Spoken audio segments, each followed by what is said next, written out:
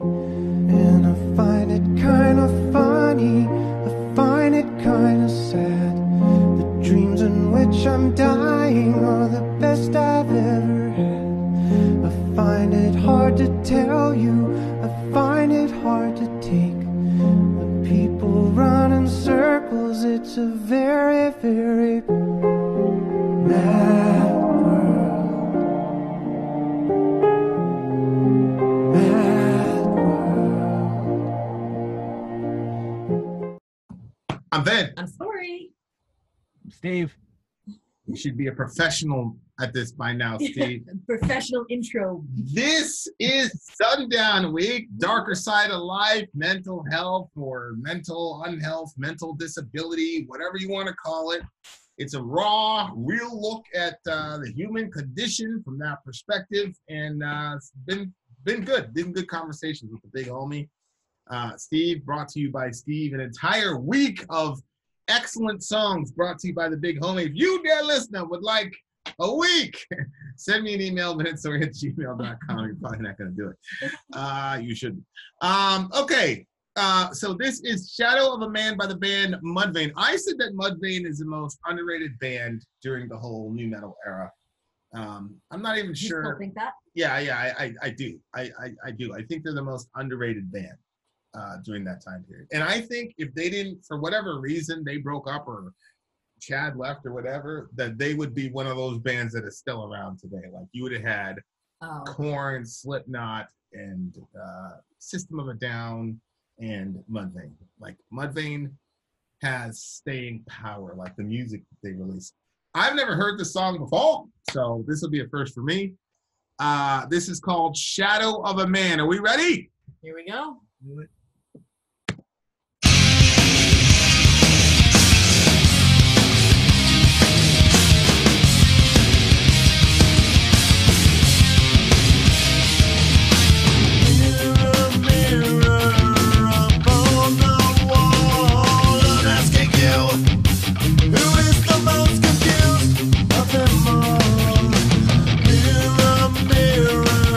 Subservient twin screams back at me.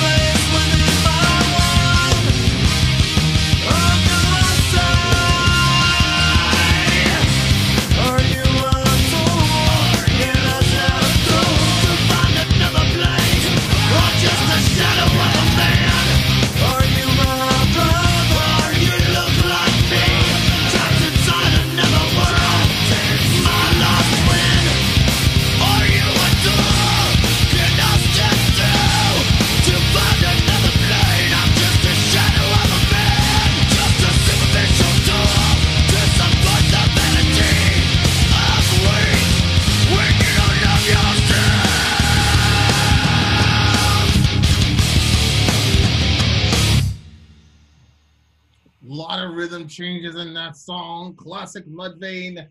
Matthew Metal. What? You lost it? It's Yeah, right there. there he is. See that like that was the thing. Like during that whole like new metal period, literally every band sounded like every other band. But Mudvayne didn't sound like anyone. They don't sound like anybody. And that's because I think one is because of just Chad's vocals, but two is like what they did with the guitar and what they did with timing. Mm-hmm. Like they were just different. They went off and like did some experimental stuff. Like you could see like in the rhythm changes, they were kind of abrupt. Like you'd be rocking and then it'd be like, yeah. You know what I'm saying? Which Peter would lose his mind. So like we're in a band right now and he's like, I don't like these rhythm changes when bad rhythm changes when he doesn't like them. But I'm like I think they're great though. Yeah. Well then I don't feel like they're abrupt. He wrote his song and the riffage was crazy. I loved it. I loved it more than anything I wrote. And he's like, this is going to be like this and this and this, and there's going to be no dumb rhythm changes. Is that what he said? Oh, yeah. It's like, it's your song. You do whatever you want. Just give me the tabs. He still hasn't given them to me. Fuck you, Peter. All right. Okay. So what was going on with you when you were hearing this song? This one was different to me. It didn't have the same vibes as all the other songs that we've done. It sounded like, to me, if I was to guess, that he's talking about like the two versions of himself, and that's what he's like, the mime and the different stuff like that. I think he was just talking about the two versions of himself. I'm just a shadow of a man. So I don't know. Is that what you guys were getting from it? Well, what do you got, Steve? All right. So this song is, I love Chad. I love his writing style. He's been my favorite for forever. But this one to me is more like the mania in his head. He's having an irrational conversation, kind of like grasping at even irrational ideas as a means of escape, right? And so the mirror is a very significant part because the mirror reflects the external, right? It shows you what everybody sees, right? It doesn't show you what you see or what you know, how you see yourself, I guess. And so to me, it's a conflict. It's anything to escape, kind of like, you know, can I step through? Can I go somewhere else to be someone else? I want to go to where, you know, my image that everybody sees is great. I want to go to that place where that is, because I want to be that guy. I want to be what everybody else sees. I don't want to be, you know, who I see, I guess, or who I am to myself. And it's a very torn conversation, and I think it's great because, you know, one of my favorite lines is there, you know, is you know, if life's as painful on your side, I'll break your existence and cut through mine. You know, like if that fantasy isn't real, I'll shatter that reality and end mine with the shards. Kind of, it's a little over the top, but I love the way, you know, that kind of writing happens, and I love the mental imagery he delivers with a lot of those kind of imageries. Yeah, this song, well, first of all, it reminded me of an R.L. Stine book where, like, you got trapped in this mirror world or whatever, and the other person looked exactly like you.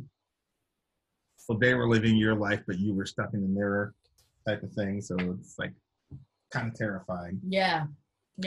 But it seems like there's some role conflict here, too, like, so this is their second record. LD50 had just done very, very well, and now they're rock stars. And this happens every single time when somebody gets to be, quote, famous. There is a version of that person that people think. Yeah. There's this glamorous whatever version that people think, and then you start losing, like, who you actually are as a person. When you're not famous and you're just making music and you're just doing stuff for the love of things, and, you know, then you know that the art is pure. But then it starts getting bastardized and corrupted. And he even says, like, just a superficial tool to support the vanity of the weak when you don't love yourself. I thought that was really an interesting line, because it's like he's saying that about himself, and what is it in his life to where he feels like he's just been reduced to a tool to support the vanity of weak people. You know what I mean? Which, you know, but you know, I remember like being in that type of situation. Like, I would get up and tell people, I'm not a perfect person, da da da da, and they'd be like, oh, Vin is so awesome. Look, he's saying he's not a perfect person. You know what I'm saying? And so like, I would be like trying very hard to like be one of the guys. You know, like we had done this thing in the city and everything like that. And initially when it started out, we were all just friends. And then it turned into this big thing where I was like the savior of the city or whatever. And like, I was trying to go back to just being just one of the guys, and it just couldn't, it wouldn't happen. It just everything, all relationships changed after a certain point. And I was trying to get back to like just being a regular dude, and I just couldn't be a regular dude anymore. You couldn't go to Walmart, you couldn't go, people all like grabbing onto you and whatever. And like, it was extremely exhausting. And then I would try to say things like, you know, I'm just a regular guy or whatever, and just, it wouldn't, people just wanted some sort of little local celebrity thing, or, you know, so it got really difficult. And then like, so it's like, do you reflect me or do I reflect you? You start like getting like really confused. Like, am I really this person that people think I am? And then you start like, no, like I'm telling people I'm not this guy, but like when everybody's saying it over and over again, you're like, you start thinking to yourself, well, maybe they're seeing something that I'm not seeing. So like the mirror, I don't think the mirror is like a literal mirror. I think it's like what people say about you, like their perception of who you are, they're saying it back to you. And oh, that's weird. And you're it's like, right, though. there's like there's like a version of yourself that people have, and you're like, and then at some point, if you live in that space long enough, I definitely see how you could be completely confused. Like, because I'm a pretty strong mind, I think. But like, there were just so many times when people would just be like, and it was like big stuff, like, oh, you saved my life, or this would have happened if you didn't do this, and you're this and you're that, and I would just be like, and then I just try to like completely unplug and like get away from the situation. So I tell people like, I need to get out of this situation. And they'd be like, nah, because if you're not in it, then everything's gonna go to hell. And it was a lot of pressure to you know, are you my brother? You look like me. Trapped inside another world, my lost twin. I think that the perspective that you're coming from is completely true. And I think that there's not a lot of women that watch our channel, but like, I think that as a mom, like something similar can happen to you.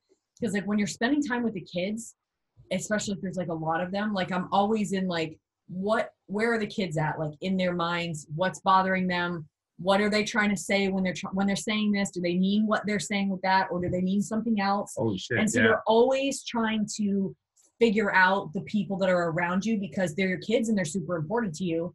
But then you don't have time to figure out, why the fuck am I the way that I am? So you're constantly in this mode with them. And you know, like sometimes I'm like, okay, I got to run to the store, and then everybody's like, oh, can we go with you? I want to go with you. I want to go with you. And I'm like, time is limited with the kids. Like, even though, you know, right now we're in the middle of their childhood, but before I know it, all of a sudden they're going to be grown and they're going to be gone. So I'm like, right now they all want to be here. I mean, Dorian's 15, probably not too long before he'd rather be with his girlfriend than be with his mom. You know what I mean? So I'm like, all right. I'm like, yeah, I'll hop in the car. But that like 30 minutes that I was going to get to the store and back again was going to be time for me to kind of reflect on my own things. But then now it's like, well, no, it's about the kids again, because now they're talking and it's all that over again. So there's not like a lot of, so I think sometimes as a mom, like you can lose who you are, and it becomes just about like being something for them. Because obviously if I'm having an issue, I'm not going to share that with my kids. You know, it's about parenting them and seeing where they're at and stuff. So like, so I can relate to that part of the, you know, the song in that sense. Mm-hmm. What's your favorite part of this song, Steve? Geez, there's so many favorite parts. The one I went over, that's probably the most significant. But the other part I like most is where he says, "Understanding has no place within my world." And that resonates a lot with me too, because we've talked before, I feel misunderstood a lot. I'm painted as a villain, so like it's really interesting because I came at this song with a very specific look at it, and then you guys have two very different takes, which is interesting.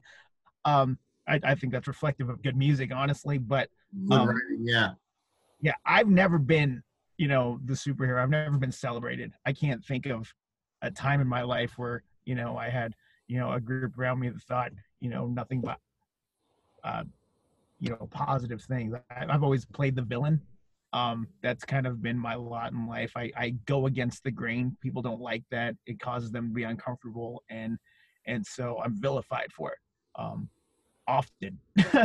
so the way I take the song is like I said, it's like an irrational reach in your head to try to be something you're not, right? To try to be that thing that people want you to be, but you're not that. You're you, or I'm me, and I'm never gonna be, the hero. I'm never gonna play that part because that's just not who I am. But the fantasy is there because the grass is always greener, right? Like to be that celebrated person is hopefully less painful than to play the villain. I guess that's how it is to me. And so yeah, it grabs me different. But it's interesting to hear different takes on it. It depends though, because when you make a realization that you're the celebrated person only insofar as you're a tool to make other people feel better, which is, are you a tool? Mm-hmm. Yeah, you're a tool, a superficial tool to support the vanity of the weak when you don't love yourself. Like, that is probably my most cynical interpretation of my relationship to a lot of people. Yeah. Which is basically just, people they're not really interested in you per se or why you say or do things. They're more interested in, Vin makes me feel better about myself, yada, yada, yada. They don't really care so much about me, or, oh, if I get Vin on my side for this, I can attract X amount of people. So I'll work with Vin or whatever. I'm not talking about this situation. I'm talking about like what you were doing before. Yeah, what I was doing before was like, there are other groups that are like, oh, this guy, he can get a crowd, so let's get him along and yada, yada, yada.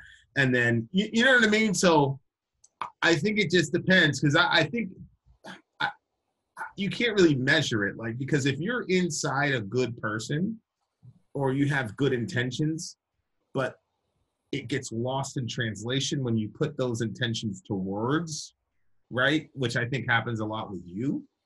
Like, I do think you have good intentions, but I just think that it comes out, especially online where people can't read tone. You know what I mean? Like, there's so many degrees of separation between what we say and what we mean. Mm-hmm. Even like with me and you, and, we're literally with each other 24 hours a day. So it's like, you honestly believe you can know what this dude actually thinks because you saw what he put on Facebook? Yeah. There's like 50 miles of depth underneath that, and literally thousands of years of family history and other social or whatever that goes into what we're saying to each other. And so it is like, it's impossible to get the true meaning of what people are actually saying.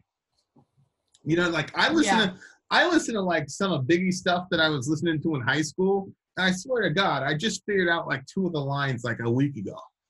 You know what I'm saying? Like it's insane. So like, and that's one of the things, this is really going to get funny. Like, that's one of the things that people always misunderstand about me on the political channel. Because if Trump does something good, I'm just going to talk about what he did good. but people automatically want me to say something negative about him to balance it out. And I'm like, I don't feel the need to do that. He did something good in this situation, period, end of story. Like, I don't need to, so that you can feel comfortable. Because you know what's happening? They have in their head, he's a villain. But I'm somebody they respect. So now I'm challenging that simplistic concept of Trump being a villain. And so they want me to comfort them by saying, yeah, he did this good thing, but he's also an evil bastard. I'm not going to do that. They want me to do that. And so they get mad at me for not, comforting them with the simplistic idea that Trump is a villain and that, Obama should get the Nobel Peace Prize every year or whatever. So like, that's how people are. It's like, we want these very clean categories for people. Yeah. And we want to say, Steve, he's a villain. And like, even with me and you, they're like, oh, fuck that guy. And then they'll like you, even though like you say some of the most offensive shit. And we pretty much believe the same thing, but like they want to be able to be mad at me and like you. You know what I mean? It's because they want to have people in these boxes and they don't, you know what I mean? So it's like a guy like you, Steve, is like, it's like people, it's that classic line in, I forgot what it was with Pacino when he was like the everybody, you need the bad guy. People like me. You need people like me. So that you could say, oh, he's the bad guy. Yeah. Yeah. You know what I mean? And that's how we are, because we don't want to look at you want to really look at the mirror. Like, we don't want to look at our own shit. So people don't like what they see in the mirror. So that's what the villain functions, so that you can externalize your dark side. Well, yeah, that's why everybody's like Hitler. Like, Hitler's like the bad guy in every situation. Yeah, and the Nazis. Even though like there's lots of other horrific things that have happened in history that are done by other people. Correct. Hitler's the one that like everybody's and the Nazis. Like, and they talk about them like they're like some special breed of Homo sapien from Mars. Yeah. Like, no, motherfucker, these are regular people like me and you. But nobody wants to like contend with the fact that, man, if I was in Germany, I probably went along with that bullshit. Nobody wants to say that. So you want to like create a villain so you can externalize the villain and go, oh, that guy's that. So it's not me. It's not what I don't like, what I'm seeing in the mirror. It's Steve. He's the bad guy. Yeah. And then if I can paint Steve as a villain, then I can feel better about myself. You know what I'm saying? Where, that's where the doctrine of original sin becomes very handy, because I go, even if Steve is the bad guy, so am I. Right. So I'm like, now I start getting busy looking at my own shit and trying to figure out how to like lessen my shittiness for another 24 hours instead of going after somebody. Like, people love doing that shit. Like, we love setting up devils and angels so that we can, because it doesn't matter. People want something to worship. I don't care what anybody says. So you're going to set up some divine beings so that you can set them up to worship. And then at the same time, you want somebody to crucify, so you set up a villain so you can crucify him. So worship that guy and crucify that guy, and both of it's bullshit. It's all bullshit. And then people find out very quickly, I'm not Jesus. You know what I'm saying? What's interesting is like he's getting too deep. But yeah, I think that he's. And what's really interesting about the rock star, like when you said about not being the celebrated person, it's like, it is so quick, especially in this economy, to go from being the celebrated person to being the evil person. Especially now in cancel culture. All you got to do is send one fucking tweet, bro. And you go from being the, like Keanu Reeves. Like, everybody's like, oh, I love Keanu Reeves. Keanu Reeves is amazing. He can do no wrong. Watch what happens with Keanu in 2 years. Just kidding. I don't know. You watch what happens in 2 years with Keanu Reeves. Like, you'll see. He'll slip up. He'll say something. He'll sneeze at the wrong point. All of a sudden, he'll be the worst human being on the planet. Like it's insane. Human nature is crazy. So that tool thing like works on both sides. Yeah. Like, whether you think the person's an angel or a demon. I can't get the stupid thing to say, man. Fuck. You had the perfect setup before. I know you had the spirit of Keanu. I know, and I hit it. There we go. Yeah. Sorry, just distracted everybody from your prophetic words by throwing the camera out. See, playing the villain. Fucking asshole throwing his camera around. Not even his computer likes it. His camera doesn't like it. Fuck Steve Derrer. Yeah, understanding has no place within my world. Like that's such a deep line, especially when you think about cancel culture.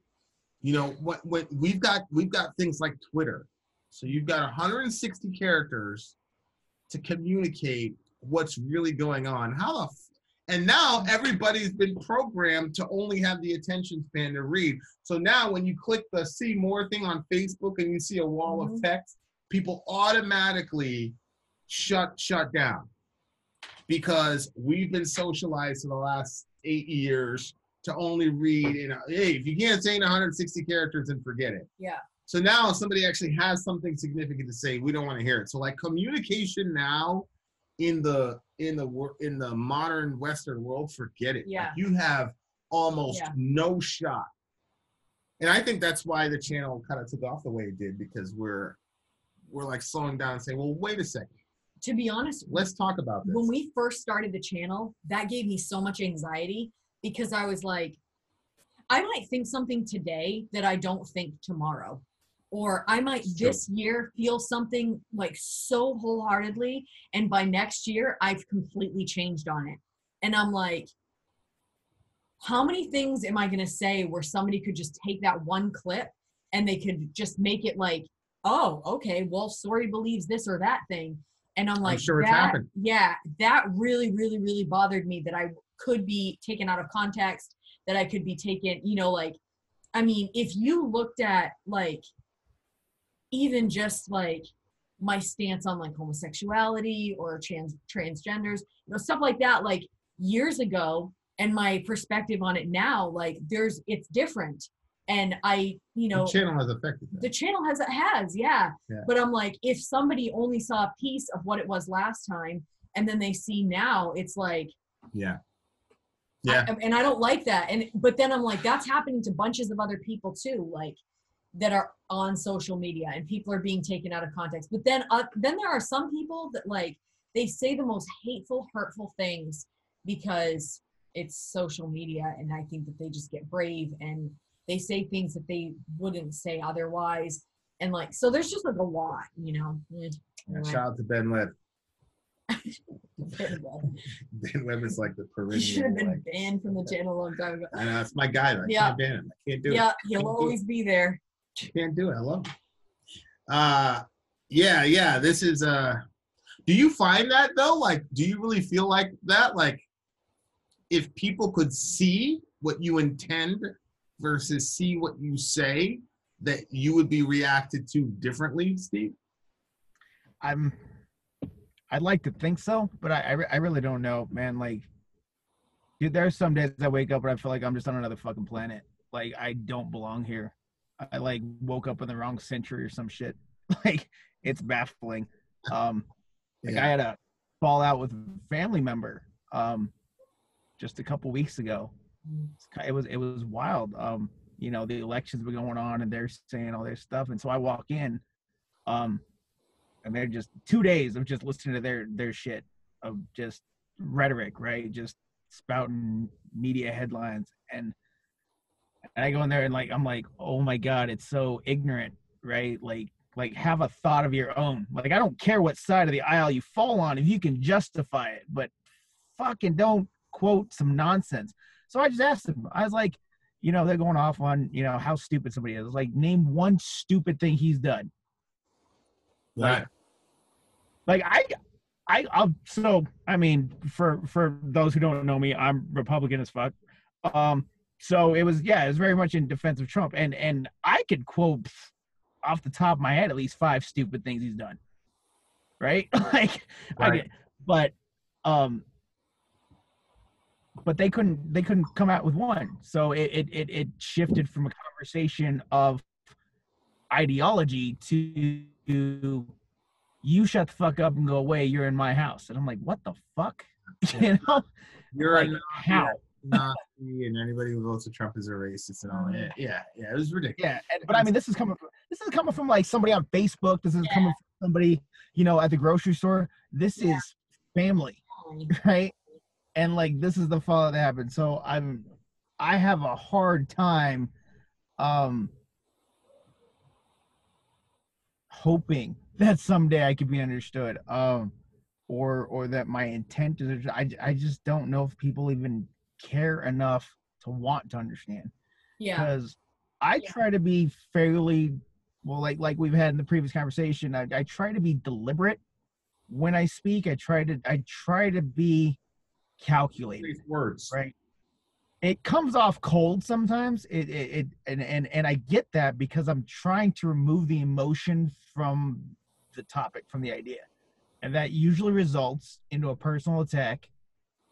And then for me, that's okay, gloves off. Like I wasn't coming at you, calling you an idiot for your ideas, even though I think they're batshit crazy, you know, or whatever, right? And not just political. It could be anything. It could be parenting, right? But you know, you come at me like that, and then it's like, I don't play that game where I'm going to take the higher ground because I don't give a shit. Like, I really don't care at that point. Like, you made up your mind who I am, so I'm just going to be the villain you think I am. And yeah, it gets daunting for sure. It definitely becomes tiresome because you look around and you like to think people have your back. You like to think people are there, but you look and people aren't. And, you know, you end up walking alone a lot. Yeah. Do you find though that it kind of works backwards? Like, so for example, oh, I'm a rock star, and people have a vision of me that really isn't true, but they're trying to reflect that back to me, and now I'm trapped in this character of myself. Does it work backwards with you, where it's like, oh, I'm projecting this villainous version of Steve, and then people are projecting that back to you, but in reality, like, there's a nice guy Steve, but you're like, these people have already have the villain Steve, and so it would take too much work to put the nice guy out, so I'm just gonna leave the villain Steve out there for people to consume or whatever. I think it gets to that point. Like I said, like walking alone. Like I have a hard time. I shouldn't say I can't, but I hate being fake. It's not me. It takes way too much effort to smile and pretend everything's okay and pander and feed you everything you want so you like me. And I'm like, yeah, you know, love me for who I am or hate me for who I am, but I'm going to be me because it's just a lot less taxing. But when you come from things at a different angle or a different perspective or a challenging perspective, it's easy to vilify that. And I think I exist in that medium. Oh, I mean, this isn't a woe is me story. It's not a, I'm going to air my grievances and hope that somebody has sympathy or whatever. Well, no, we're talking about choices that we make, right? And choices that we make, and then perceptions that come, and then there's decisions to make based on that about, are we going to adjust or are we going to, whatever. Like, being true to myself is a very, very important value for me. But one of the things, I was a middle child. I am a middle child. So one of the things that I started like walking in this identity of being this rebel, being this bad kid. But then then I'd say, yeah, I got conflicts with everybody because, I walk my own path. I'm doing my own shit. But then after a while, it's like, I'm playing out a role. Like, you're the middle child, so you're supposed to be the problem kid. You're the black sheep. Everybody said you're the black sheep. Wow. So I was doing this stuff, and I'm like, well, I'm just playing a role. Like, I didn't necessarily want to do that. I didn't necessarily even want to say it that way. Like, I meant it, but I didn't want to say it that way. And I'm pretty decent with words. I could have used an alternate grouping of words, but I didn't because that's my role, and that's the role I was going to play. And after a while, I was like, well, I don't want to be that either. I want to be me. But it got to the point where me being in conflict with somebody meant that I was being real. And after a while, I was like, well, that's not necessarily true. You could be in conflict and be fake as hell. And then when I hit New York, it really hit me like, yo, this dude, he's not no gangster. Like, this dude, like, we squared up with him. He didn't want to go 1D. Yeah. Now he's with all these. I was like, oh, wait a second. Like, so being in conflict doesn't always mean that you're like walking a true path. You know, it could be that you're just following out another path that they have set for you. My older brother, he was a firstborn, so he could do no wrong. So I always looked at him and I was like, man, you don't have any opinions of your own. You don't have any thoughts of your own. You're just walking out this whole big brother thing. We didn't have a dad, so you're trying to play the dad role, and you ain't real. You know, you're just a compromiser, blah, blah, blah. And then, of course, now I look back and I'm like, he was absolutely being true to himself. That is absolutely who he is as a person. Yeah. And then there were times when he diverted from that because he had enough. And he was real, but because I had a paradigm of like, oh, if I'm being a contrarian, that means I'm being authentic. And people who go along with stuff, they're just sheep. And it's like, well, what if everybody likes vanilla ice cream and you do too? Should you just have chocolate just so that you could say you're not a sheep with everybody else? Then I started to say, well, holy shit. That means my decisions are still being made because of the majority. Yeah. Right? Like, if you always have to be the contrarian, then you're still being controlled. And very intelligent people can figure out how to manipulate the hell out of it, because I do it to people all the time. All the time. Not you, honey, but, you know, if you're the type of person that's like always going to be a contrarian, it's so easy to set that person up. It's so easy to get them to do what you want. It's, oh my, you have no idea. So, that takes me back to conversations. What do you say? Poison Pepsi. Yeah. So then I was like, fuck that. I'm going to do what I care about in the moment. And if a whole bunch of people go along with it, great. If nobody goes along with it, great. I want to do what I want to do. And you do that. And now I do it. But it took me a long time because I went through this phase where like I had to be the middle child and I had to be the contrarian. You know, Johan's going to figure it out. Because Johan is like the contrarian now. So like, he's got to go against everything. He's got to debate everything. He's got to argue everything. And, you know, I've used that to my advantage on a multitude of occasions to get him to do what I want him to do. But, you know, he's eventually going to figure it out that he doesn't need to do that to mark out his own identity. But it's very convenient for me as a terrible parent because it makes life very simple because it creates predictable outcomes.